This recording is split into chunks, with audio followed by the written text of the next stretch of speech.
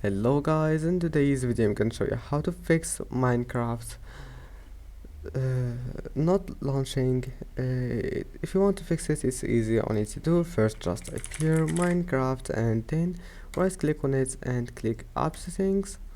Scroll down until you find here repair, click on it. Now just close this window. After that, type here device manager, click on it. Now go to display adapters. Now make sure to update all those drivers here. Right click, update, and search automatically for drivers, and also the next one here. And that's it, just update all those drivers that you will find in display adapters, and then restart your PC and you will find that your problem is fixed. Don't forget to like, and see you in the next video.